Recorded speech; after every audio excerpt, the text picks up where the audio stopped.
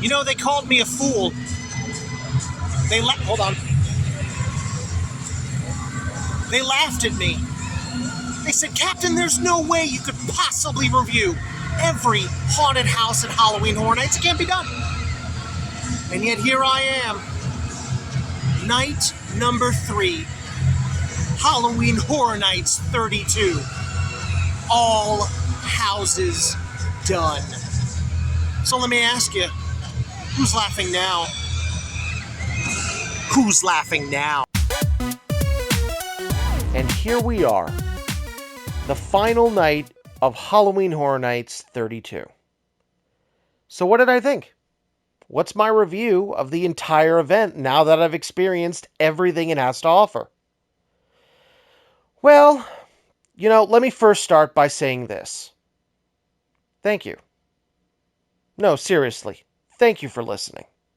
Thank you for watching my silly little review on my silly little YouTube channel.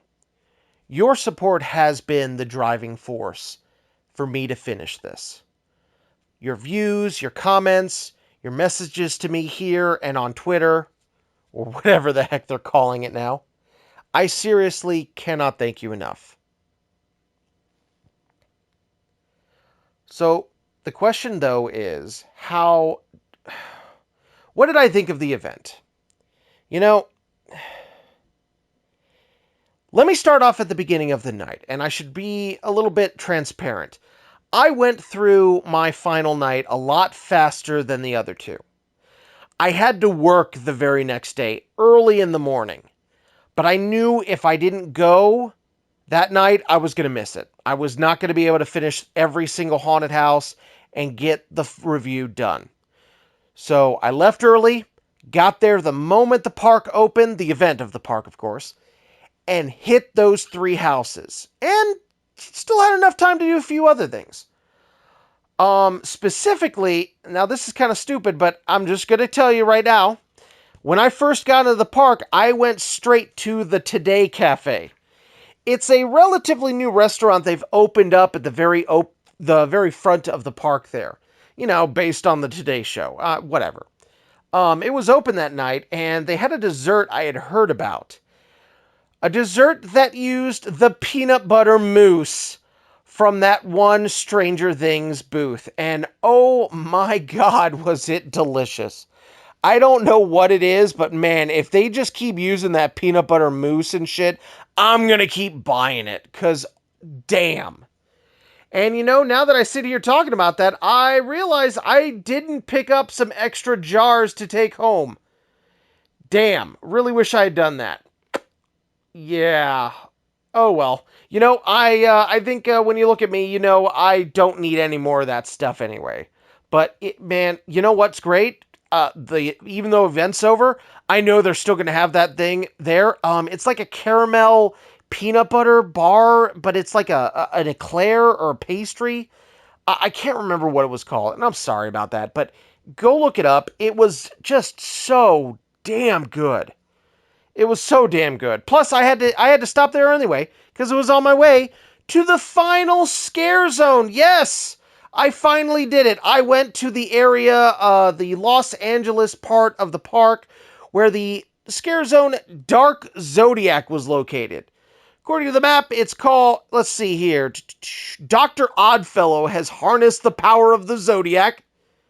Don't know how you can harness the power of the Zodiac exactly. To live forever, twisting the signs of malevolent beings who foretell your doom. Huh, so that's what that was. Because I couldn't have even told you that. I mean, it was just rather mid. It just like all the other scare zones, it just really didn't jump at me. There were some stone buildings, but not even very big, and just folks walking around. But it was too dark to really tell what they were. I just gotta be honest with you. I know I'm being a little, negative here, but the scare zones just weren't that good this year. They were all a lot smaller than they've been. If you actually go up and look up maps of older events and compare it to this year's map, the scare zones are just getting smaller. Some of them have stayed relatively the same size, but they're just getting a lot smaller. Even the beginning of the park, the front area where you can find Dr. Oddfellow's carriage, I didn't even know that was the scare zone. I thought that was just a neat little display they had up front, but no, it was a scare zone. Nothing really scared me, though, because every scare zone is also lacking on scare actors. It just seemed like everything was just reduced. From the props to the scare actors themselves to the lighting and effects. There was just a lot less this year. I don't know if I'm just, maybe noticing too much or reading into it, or I don't know. It really felt like this year they just weren't going all out. And I went my third night, I still did go to all 5 scare zones. I still checked them out one last time. This was the weekend of Halloween. If it wasn't popping then, it wasn't going to be popping at any other time. So I really feel like I got the full-on experience of each scare zone. And on that note, I think I said it on my first night's review, but there was even, that big lack of extra scare zones. Where you walk through other parts of the park and there'd be like just dudes walking around with chainsaws or just something to add to that. I think that because this time they had a new mini scare zone over in the Diagon Alley section of the park, where the Harry Potter ride is. They actually brought out Death Eaters, which, are the villainous group from the movies. So I went over there to check it out, and yeah, I could see, some green lighting and fogs, but yeah, I never actually saw any Death Eaters. Apparently it's more of a timed event. They'll just sort of wander out randomly. They're not just, all the time. You have to be there when it's happening, and I hung out for a little while, but nothing ever occurred, so I just kind of gave up because I had other stuff to do. I appreciate that they added that to the area of the park, but, in the end, they just kind of took away from everything else. It wasn't more, it was just less with a bit more over here, but not making up for that. If that makes any sense, I guess I'm just trying to describe it as best as I could with, there just was a lot less this year in the overall experience of the park. But, how were the final 3 houses? How were the last 3 houses that I had to experience? Because 2 of them were the big ones.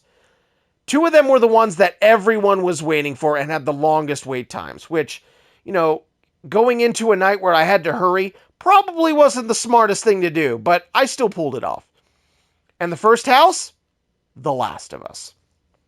I felt like I had to get that one out of the way immediately. Both that and the Stranger Things houses had relatively the same wait times, but since The Last of Us was located in the back half of the park, felt like I'd have better odds there and then move towards Stranger Things later. So, The Last of Us. I gotta also be honest with you, and I know I'm gonna get a little bit of shock with this. I haven't played the game. Now look, I know. Look, I love horror games, and I had always intended to pick this thing up. Back on the PS3, I bought it and everything, I just never got around to it. I kept, looking over at it, being like, oh, I gotta play that, oh, that's right. But then other stuff would come out. And it just kind of kept snowballing to where once I got on the PS4, I was like, I'll come back to it later. Maybe sometime. And then even when it came out on the PS4, the same thing happened. I traded in the PS3 copy, got the PS4 copy, and got distracted by other stuff again. I'm sorry. I'm so sorry. But again, this is another unique experience. I don't know the full game, but I do know enough about it. I know the whole story. I even know some of the beats of the game, even the sequel. So I do know what I'm expecting going into this haunted house. And again, it's always fun to experience something if you don't know the source material. So just going into The Last of Us, I can say that, compared to movie houses, a video game house works very well because video games themselves are haunted houses. When you play Resident Evil 4, you're going through the longest haunted house you could possibly experience. And with The Last of Us, it's the same thing. You're just going through story scenes of this horror video game. And yeah, it was just an enjoyable experience. You're going through the sewers, the back streets, a nice neighborhood, all while experiencing crazy people who are desperate and afraid, and of course, the psychotic clickers and the cordyceps taking over them. It was pretty damn good, I'm not gonna lie. I had a lot of fun going through the house. The setting was good. Like, I could see that they put all the budget into this house. A lot of the budget definitely was in the houses this year. The houses were doing a good job of that, and I will not give them credit for it. The houses had the budget. Maybe that's where it all went from the actual overall of the park. I don't know. But it was great. There was this one room that had like a freaking car smashed through it. You went through a bus. It did remind me a lot. They probably reused a lot of parts from a house.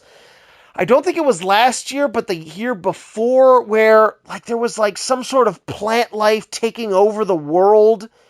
This was a house that pretty much was The Last of Us before The Last of Us. So it makes sense that they would reuse a lot of bit pieces from it, and it worked well. It was a fantastic house. Funny enough, though, Ellie and Joel were not in this house. At least not for me. And I don't know if it was just the timing of it. Again, scare actors really don't try too often with me.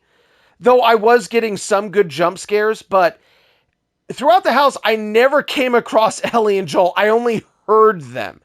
There was even this part in the sewer area where you could tell that there was a stage. There was lighting and everything, and I heard Ellie and Joel talking, but nobody ever walked out. I guess they were on their break or maybe in between actors. I don't know, but yeah, never came across them. No, wait, I'm sorry. No, that is not true. So there's also a part of the house where you're kind of in like an outdoor neighborhood. And there's these giant Rat King like clickers at this point. Just jumping out and scaring you. It's really good costume designs. Like, they did a good job on the costumes. Seriously good job. I'm a little sad that they probably will never use these costumes again because they were that good. But the funny thing about that neighborhood is with these like extremely impressive cordyceps costumes, you don't realize that Joel is up on the second floor of a house shooting down at them. I noticed nobody was looking up there because it was relatively high up and all the scare actors were jumping out at you on the ground there. So I looked up for a moment because I'm sucked into the environment. I love looking at everything. And I just see Joel up there and he's just shooting his gun and I'm like, "Oh, there he is." So yeah, ultimately, The Last of Us house was pretty good. For a licensed house, if you did not know the storyline of The Last of Us, you'd still enjoy it. It would just be a house where a bunch of mushroom men have taken over the world. So there you go. That's what you're dealing with. And speaking of mushrooms, by the way, on my way to the next house, I had to stop by and check. I had to see, did they bring back the can? And you're going to love this. The answer is no, they didn't. No, it was still gone. October 28th. For the entire month of October, they were sold out of the freaking can you get when you get the ravioli. So yeah, that That was pretty disappointing. But not as disappointing as when I got home and checked the news that on October 31st, they got the cans back. Yeah, they got the cans back in stock for the last 3 days of the event. Unbelievable.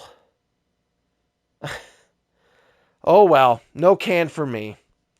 It was disappointing because I don't know. I just, at that point, I was like, I'm getting that goddamn can. I'm going in there. They're going to have the can. But they didn't have the can. You know what they did have, though, which was a damn good second place? The Cordyceps corn dog.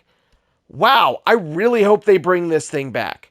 So funny enough, I actually was looking up some reviews before I go to the event because I want to know, what I should keep an eye out for, especially with food, because there's no way in hell I'm going to eat all the food there. And funny enough, the Cordyceps corn dogs from the reviews I was reading weren't very high. They weren't getting a lot of good reviews. And the picture I saw of the thing disappointed me too. I was like, God damn, that looks so small. And is this thing even a corn dog? Because the way it's described on the menu, I honestly thought it was just a deep fried like mozzarella stick. And just with that type of Korean breading and sauce. And I was like, fuck it, I'm going to try it. It looked interesting. I had been curious about it the whole time, and I was like, let me do it. Man, am I glad I did it. First of all, when they handed it to me, I couldn't believe how huge it was. It was big. I mean, way bigger than I was expecting. And for the price, pretty damn good. I was very impressed with how big this thing was for how much it cost. I was really happy. I sat down, started eating, and at first I was like, oh yeah, okay, so it is just cheese. But it was still really damn good. I was like, it was surprisingly good. And I was also surprised because, yes, there was a hot dog in there. It was just buried under the cheese, the breading, the sauce, everything. Holy hell, this damn dog was good. I actually couldn't believe how good it was. I wanted to go back and get another one, but I was so stuffed from the first one, I couldn't do it. I felt just so satisfied. I really hope they bring this corn dog back in some way in the park. I don't know if they will. It does seem like they kind of, retire foods a little too often, but I really hope it comes back because it was delicious. And I needed some energy anyway because I was off to my second house, the house for the Dr. Oddfellow himself, Dr. Oddfellow's Twisted Origins. Now, Dr. Oddfellow was the main character of this year's event. They always tried to do some sort of main character. And I guess Dr. Oddfellow is just a variety of stuff. Apparently he's immortal, and he's just been fucking around for decades, doing all sorts of weird shit. According to the map here, it says you won't be able to resist going inside this menacing menagerie of twisted oddities. The price? Your soul to feed his immortal power. It's a carnival. The whole house is a carnival. And yeah, it was amazing. It was a damn good house. And they did a really good job with the outdoor theming too, because if you've been to Halloween Horror Nights, most of the houses are in the warehouses of that area. But there's also these two unique tents they have back there. These things have been set up for years, and they just keep reusing them. But since it was already in a tent, they just used some projection lighting to make it look like a carnival tent. And it was great. It was perfect. And the house itself is that same sort of storyline. You're just going through a twisted carnival. And it's the same kind of cliches that carnivals had. So that's pretty much what it is. It's just a well-made carnival haunted house. Or Carnival if you're a good old-fashioned arcade fan like me. But yeah, and it was really well done. Specifically because it was a bit claustrophobic. I know that's weird to say, but as you're going through the house, you're kind of traversing these carnival tents, seeing the different odd people in there, like the knife thrower and, of course, clowns and stuff like that, and acrobats and things. And, there's dead people there too, because everyone's getting murdered. But as you're going through the different carnival houses, each pathway gets a little bit smaller. And it uses a lot of the fabrics of the tents to create kind of this claustrophobic maze. I wouldn't really recommend it for people who are, afraid of tight spaces, but I really enjoyed it. It felt very otherworldly to be pushing past strips of carnival tenting to make your way into the next area. I really genuinely liked it. So much so that kind of stuck with me more than everything else. It wasn't the best house there, but it was still a solid house. I think they did a really good job with it.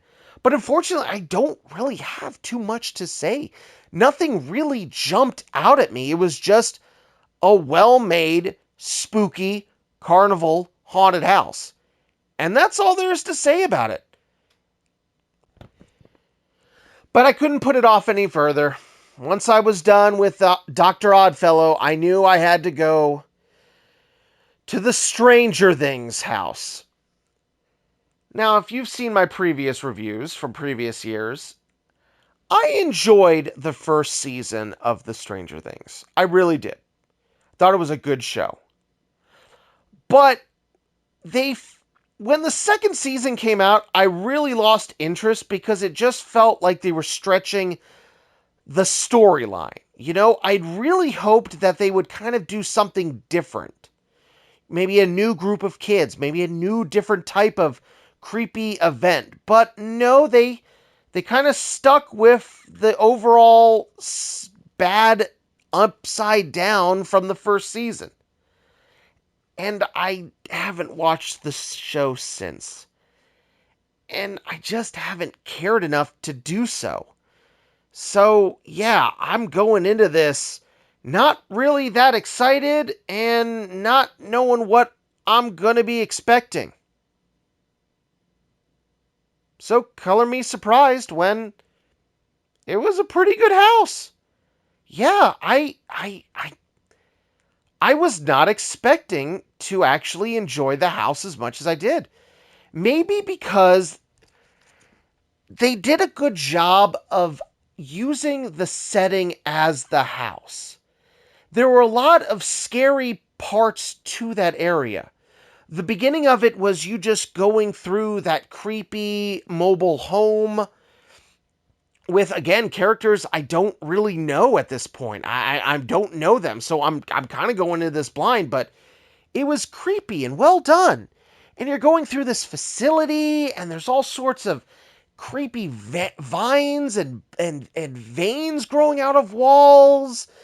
This gross black stuff, scenes clearly from the show, but can be taken out of context. Even this one really good effect, I notice a lot of people missing, where you saw this black kind of veiny material coming down from the ceiling.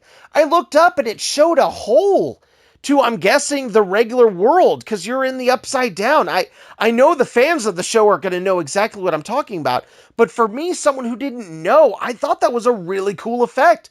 I even stood there for a bit looking up through the hole, seeing the upside down area above me. I thought that was great. And moving throughout the house, you see this old grandfather clock, and I had no idea what it was there for. I'm sure it's important in the show, but for me, I was just like, what the fuck is this clock here for? But it worked. Just moving throughout, these story beats from the show was entertaining. The theming was fun. And then eventually making your way, I'm assuming, to the upside down itself, which was filled with all sorts of grotesque and creepy imagery. And yes, I am aware of the scene from the show where two of the characters play classic rock on top of a trailer to attract the attention of creatures from the show, from the upside down. And that was in there. And even though I did know about that scene, it was still well done. It was still creepy and it was entertaining. And I'm also very much aware of the whole, that one girl, she's floating in the sky for some reason. I know, you're probably like, just like, you should fucking watch the show if you're gonna do this. But, she was in there, but it was actually a scene in the attic, which was a bit, I mean, I don't know if that happens in the show, but I thought the scene took place out in a graveyard. And I did see that eventually, but it was a projection on the wall. Because I guess we're actually in the underground and we're seeing, her in the real world. I don't get it. But again, solid house. Not my favorite, but definitely a good house. Better than the previous Stranger Things houses. Can't go wrong. Really, couldn't go wrong. Again, though, wouldn't have done that house. I definitely would have rather done all the other OG houses before I did Stranger Things. It was a good house, but I would have probably saved, just thinking on it, I would have saved Chucky, Stranger Things, and The Exorcist for last. Everything else I would have hit first. Definitely those. Those three were enjoyable, maybe not The Exorcist, but not must-sees, in my opinion. Not must-sees, in my opinion. And overall, I'd have to say that's kind of my feeling for this whole event. Is, well, if you want me to be honest with everyone, I think this might have been the worst. I think this might have been the worst Halloween Horror Nights I've been to. And I say that, but I don't say it as though it's a bad thing, because I love Halloween Horror Nights. I love all of them, and I still loved going to this one. But in comparison to, I've been going to this event for, I think, about 10 years now. And in the last 10 years, this one just probably isn't the best. It just felt like everything was toned back. The scare zones were toned back. The park itself was toned back. No lake show. And of course, Bill and Ted being missing is still heartbreaking, because that show is so damn entertaining. And this nightmare fuel just doesn't cut it. It's fine, but at least with Bill and Ted, it was different every year. And just the lack of all the extras throughout the park. There just wasn't as much to see and experience. And the houses are still doing a fine job. The houses are still nailing it. And I do think that there have been times where there have only been 9 houses. But this year there was 10. But aside from that, even the food, just everything just felt like this was lacking in previous years.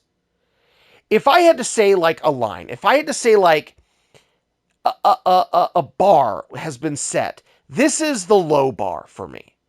It's still this was still a fun experience, but they've set a new floor to this, where I hope it doesn't get worse than this, but if they do anything more than what they've done now, it'll be better. I know that sounds a little strange, and I'm trying to explain it as best as I can, but I just feel this was just the most average of the Halloween Horror Nights I've experienced thus far. And I really hope Universal puts more effort into it in the future. I don't know what happened this year. Maybe contracts weren't finished. Maybe timing and schedules just didn't happen. Maybe they were working on stuff and couldn't get it done. Hell, Mel's Die-In wasn't even lit up in the first couple of days until fans complained. So it just feels like they just didn't do as much as they could. But who knows? Maybe that's the plan going forward. These still are hugely popular events, and I know that they've been crowded every time. So maybe it's more of a business sense. Maybe they're spending a lot of money building the new Epic Universe park and they couldn't put it into this one. But they managed to pull the profits out of it by shrinking a lot of the experience this year. I just hope it doesn't carry on. I just really hope that next year is an improvement to this one. And I hope this isn't what's the word I'm looking for? What's the phrase I'm trying to get here? I hope this is not a taste of what is to come. But hey, we did it. Maybe this wasn't the best Halloween Horror Nights to do a review on, but it was still the one I did. And I finally got all 3 nights done. Hopefully next year will be better. Hopefully next year I'll be able to do this again. And I hope you all enjoy. I hope you've enjoyed listening to my little podcast review. I hope you've enjoyed checking out my videos. And I hope you continue to enjoy whatever I have, in the chamber for next month, next week, next day, who knows. Thank you all again, and I hope you had a happy Halloween.